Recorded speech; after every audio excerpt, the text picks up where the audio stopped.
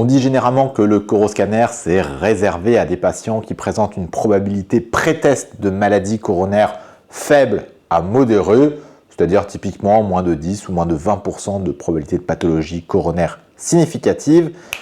Eh bien non, on est des fous, on va aller voir un cas où la probabilité pré-test, elle est probablement à 110%. C'est parti, un homme de 70 ans qui est asymptomatique, enfin 70 ans, plus de 70 ans, qui est asymptomatique et qui présente la quasi-totalité des facteurs de risque cardiovasculaire qui existent. Vous voyez, on a une liste qui est assez longue, j'ai dû l'écrire en tout petit. Il a une HTA, une hérédité coronarienne dans sa famille au premier degré, une dyslipidémie, un tabagisme, il a déjà une artériopathie des membres inférieurs traitée, il a déjà des sténoses et TSA qui ont été opérés. Je crois qu'il ne lui manque que le diabète et c'est à peu près tout. Donc, énormément de facteurs de risque cardiovasculaire. En plus, son ECG de repos est pathologique avec, pour le cardiologue, une cicatrice ischémique à l'ECG dans le territoire inférieur. Ce patient n'a jamais eu d'exploration anatomique des artères coronaires et donc afin d'en savoir un petit peu plus et de voir, on va dire, l'étendue de la catastrophe au vu de ce qui s'annonce, eh bien, le cardiologue demande un coroscanner. Vous allez le voir, c'est à la fois si pire et pas si pire que ça. Allez, c'est parti. Bonjour à tous, je m'appelle Mickaël Wana, je suis radiologue au CHU à Strasbourg. J'ai grand plaisir à vous retrouver sur la chaîne. Si vous ne me connaissez pas, je partage des cas cliniques d'imagerie, alors principalement dans mon domaine d'expertise, cardiothoracique et vasculaire, du cardiaque, comme ce qu'on va voir aujourd'hui. Ces cas, ils ont objectif de vous démontrer l'utilité, la pertinence des examens d'imagerie moderne. Et on va le voir dans ce cas-là avec ce coroscanner demandé chez un patient qui cumule la quasi-totalité des facteurs de risque cardiovasculaire existants. En termes de protocole, on va faire un score calcique qui va nous permettre, on va dire, d'évaluer grossièrement la charge en calcium sur les artères coronaires et donc d'avoir une idée de la catastrophe annoncée ou pas.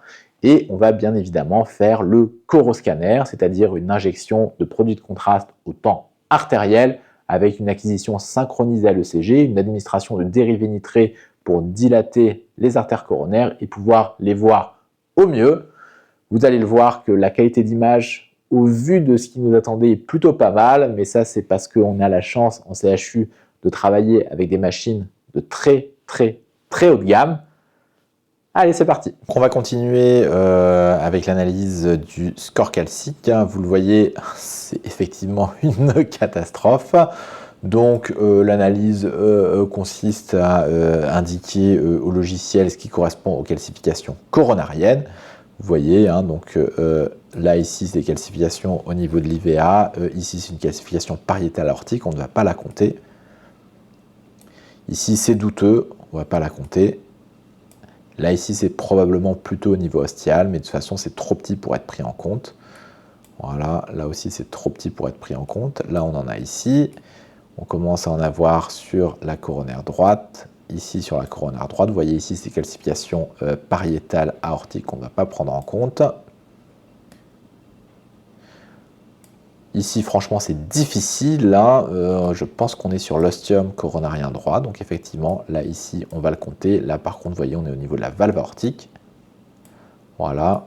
Bon, en pratique, à ce niveau de calcification, ce n'est pas forcément grave ce qu'on prend en compte, ce qu'on ne prend pas en compte. Vous voyez que chaque segment ajouté va faire largement s'envoler le score calcique. Il n'y a rien, ici il y en a, ici il y en a beaucoup, ici aussi. On vérifie qu'on n'a rien oublié. Ah voilà, il y a une petite calcification là, ici, au niveau de la circonflexe. Voilà. Bon, ça rajoute un point, c'est pas extraordinairement important. Et donc, vous voyez, nous avons ici segmenté la totalité des calcifications présentes sur les artères coronaires et la machine nous donne un score calcique coronaire, le fameux score d'Agatston, à 1614. Alors déjà, supérieur à 1000, c'est beaucoup. 1614, c'est énorme. Et on va confirmer avec notre fameux outil MESA que c'est beaucoup. Donc nous avons 1614, on va dire qu'il avait entre 70 et 75, donc on a mis 73 ans. Et donc là, effectivement, vous le voyez, ça correspond au 89e percentile. Donc c'est beaucoup, mais ce n'est pas non plus la catastrophe absolue. Vous voyez que pour être au 99e percentile, il faut probablement avoir plus de 2500. Hein. Vous voyez, même plus de 3500 si ça se trouve. Hop, effectivement, et même à 3500, vous n'êtes pas au 96e percentile.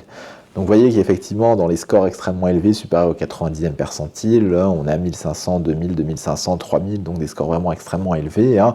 Donc là, ici, on a un score à 1614 qui est extrêmement élevé. 89e percentile, c'est quand même largement au-dessus de la moyenne significative pour l'âge et le sexe. Et donc, ça confirme eh bien, ce qu'on savait déjà, à savoir que le patient est un patient à haut risque cardiovasculaire. Finalement, ce n'est pas une surprise avec vu de l'étendue des facteurs de risque que ce patient avait. Donc, on va maintenant analyser le coroscanner proprement dit. On a chargé l'ensemble des phases du coroscanner. L'examen est difficile. Pourquoi est-ce qu'il est difficile? Eh bien, d'une part parce que le patient est extrêmement calcifié, d'autre part parce que le rythme cardiaque était élevé au moment de l'acquisition, de mémoire entre 70 et 75 battements par minute. Hein. Donc, vous voyez, on a de multiples phases qui sont obtenues. Hein. Là, ici, on peut s'amuser à jouer les phases les unes à la suite des autres. Hein. Vous voyez que certaines sont correctes, d'autres sont beaucoup moins sympathiques. Et vous voyez effectivement qu'on a quand même un mouvement important au niveau des artères coronaires et une qualité de reconstruction des nœuds curvilines derrière qui n'est pas parfaite. Alors, on va essayer d'aller sur la meilleure phase, en tout cas celle qui est la moins pire. Hein. Je voulais présélectionner, je voulais un petit peu travailler. Et vous allez voir, ce qui est très intéressant, eh bien, ça va être d'analyser ce qu'il se passe au niveau des coupes petit axe par rapport aux curvilignes MPR. Donc là ici nous avons la segmentation le long de la lumière de l'IVA. Vous voyez, alors c'est quelque chose qui a été fait de manière semi-automatique et que j'ai légèrement retravaillé de manière à obtenir quelque chose de satisfaisant. Et donc regardons ensemble ce qui se passe au niveau des coupes petit axe. Alors on va zoomer. Vous voyez là ici, on est à hauteur du tronc commun. Vous voyez que le tronc commun déjà est pathologique avec une lumière ici présente, ici plaque calcique, plaque non calcique, thrombus. Donc avec une sténose inférieure à 50%, mais une sténose qui est quand même significative. Vous avez ici la circonflexe qui va partir.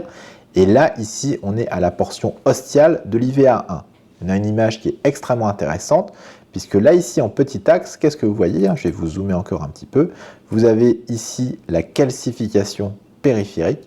Vous avez ici une portion thrombosée non calcique. Et vous avez ici la lumière qui est présente. Donc vous voyez, si je remonte, vous avez ici la lumière à hauteur du tronc commun, la lumière de la portion ostiale de la circonflexe. Et vous voyez la portion immédiatement post-ostiale de notre IVA. Eh bien, on a ce rétrécissement majeur que vous voyez ici, hein. Là, ici, secondaire à cette plaque mixte à la fois calcique et non calcique avec du thrombus. Et là, ici, vous voyez que la lumière, elle est réduite à la portion congrue, donc on a une sténose focale serrée supérieure à 70%. On va descendre, vous voyez que là, ici, on reprend une lumière qui est relativement correcte, avec ici une importante calcification avec blooming. Là, ici, on est à ce niveau-là, on a une belle lumière, des calcifications pariétales avec un peu de blooming et des sténoses de moins de 50%. Et puis, quand on descend, on va de nouveau, comme ici, par exemple, vous le voyez, on est à ce niveau-là, et bien, on va de nouveau avoir une lumière filiforme, très rétrécie à hauteur de l'IVA proximale, avec là ici une plaque non calcique, une plaque calcique et donc une sténose là encore focalement supérieure à 70%. À ce niveau-là, quasiment une absence de lumière satisfaisante visualisée. Puis après on redescend, on a de nouveau beaucoup de mal à suivre l'IV1. Vous voyez que là ici on a une branche diagonale qui va partir, c'est cette branche ici qu'on voit bien, et puis après en post-ostial, donc sur l'IVA 2 à 3, on a de grosses calcifications avec une lumière qui est vraiment très délicate à mettre en évidence. Et là ici vous le voyez, de grosses calcifications, avec pareil une lumière très difficile à mettre en évidence, et puis de nouveau après une lumière qui apparaît, qui est plutôt correcte, là ici au niveau de notre IVA 3, qui est plutôt pas trop mal. Donc clairement, là, quand on regarde, on a des sténoses étagées serrées avec au minimum portion ostiale IVA1, IVA2 et portion ostiale IVA3, des sténoses qui sont significatives focalement supérieures à 70%. Donc on peut affirmer, malgré l'importance des calcifications et la qualité de l'examen qui n'est pas parfaite. Je vous montre sur les coupes axiales pour que vous puissiez voir un petit peu l'étendue de la catastrophe. Si on MIP, vous voyez qu'on a vraiment des calcifications massives. Vraiment, ça rend l'analyse de la lumière difficile, mais notamment, par exemple, ici, vous le voyez, on était au niveau de notre IVA2, on voit, ou ici également, la plaque mixte surajoutée et la lumière extrêmement rétrécie qui est présente. Donc là, on affirme sans trop de doute la présence de sténose serrée significative à hauteur de notre IVA. C'est pas tout, puisqu'il y a d'autres choses assez intéressantes à voir, notamment au niveau de la coronaire droite. Alors je vais essayer de trouver une belle phase coronaire droite. Cette phase est plutôt pas mal, et donc vous le voyez, on a un athérome qui est sévère sur la coronaire droite, ici, et donc notamment la plaque, là, ici, on doutait s'il fallait la prendre ou pas sur le score calcique, on confirme qu'elle est bien au niveau de l'ostium de la coronaire droite. Là où c'est intéressant, hop, et je vais serrer la fenêtre, c'est au niveau du premier coude de la coronaire droite, entre votre coronaire droite proximale et ici la coronaire horizontale qui est la coronaire droite moyenne.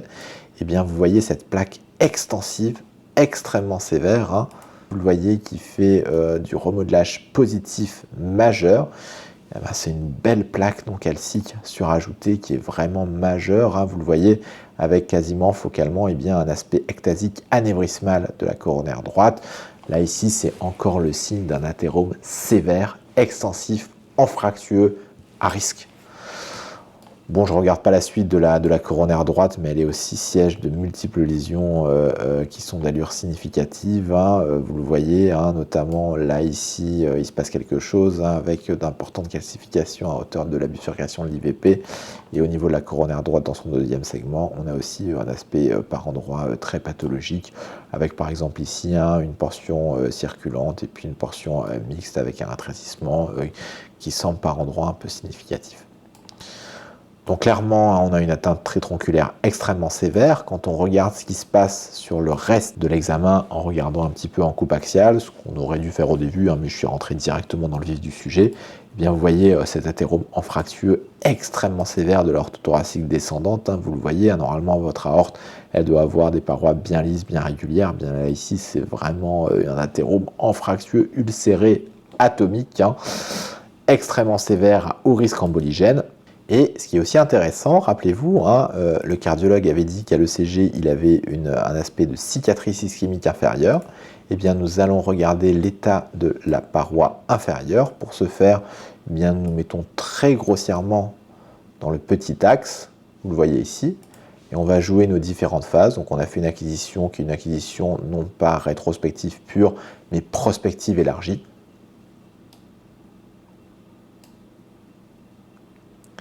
Et on voit apparaître ici effectivement une hypokinésie avec un amincissement myocardique. Alors je suis d'accord, c'est pas ce qu'il y a de plus fameux ou de plus évident, mais vous le voyez que l'épaisseur ventriculaire gauche ici est franchement limitée par rapport au reste du myocarde, avec là ici clairement une hypokinésie, même si on n'a pas la totalité des phases. Donc on a un territoire inférieur qui colle avec les anomalies notamment coronaire droite qui étaient visualisées. Donc ce dossier compliqué, qu'est-ce qui nous a permis de voir? Il nous a permis déjà d'une part de confirmer notre suspicion clinique. Quand on a beaucoup de facteurs de risque, généralement on a un athérome extensif, de voir des lésions significatives au niveau de l'IVA, au niveau de la coronaire droite, de voir une très probable cicatrice ischémique inférieure, donc concordante avec les données ECG. Donc c'est un patient qui a une cardiopathie ischémique qui est bien compensée puisque ce patient était, je vous le rappelle, asymptomatique. La question qui va se poser évidemment, c'est qu'est-ce qu'on en fait? Alors ça, je laisse les débats aux cardiologues. On fait les diagnostics, les images, c'est déjà pas mal. Après, la thérapeutique derrière, on est sur un terrain un petit peu glissant. Faut-il traiter ou pas traiter ces lésions-là? chez un patient asymptomatique. Ce sont de longues discussions dans lesquelles je n'ai absolument pas la compétence d'intervenir. Voilà, un cas clinique franchement plutôt sympathique.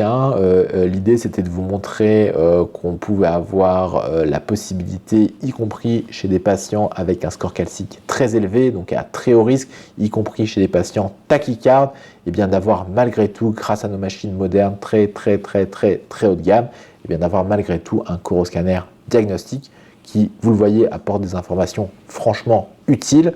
Localisation des sténoses, sévérité des sténoses, étendue de l'athérome, localisation et étendue d'une cicatrice ischémique. Tout ça, eh bien, même si derrière on n'en fera pas forcément quelque chose, c'est extrêmement utile pour le cardiologue et pour la prise en charge du patient, optimale ou optimisée du patient. Voilà, un bel exemple de coroscanner difficile. J'espère que ça vous aura plu. Et moi, je vous dis à une prochaine sur la chaîne. Bye bye!